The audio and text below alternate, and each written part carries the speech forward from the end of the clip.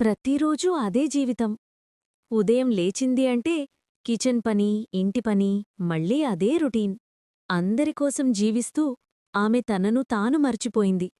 తన కలలను, తన కోరికలను. ఒకరోజు ఫోన్ స్క్రోల్ చేస్తుండగా ఆమెకు తన స్నేహితురాలి ఫోటో కనిపించింది.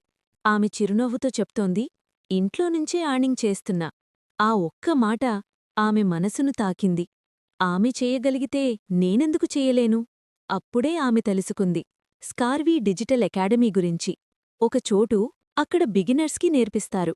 Social media marketing, affiliate marketing, content creation step by స్టెప్గా జీరో నుంచి స్టార్ట్ చేస్తారు. ఆఫీస్ లేదు, ఎక్స్పీరియన్స్ అవసరం లేదు. కేవలం ఒక ఫోన్, ఒక నిర్ణయం చాలు.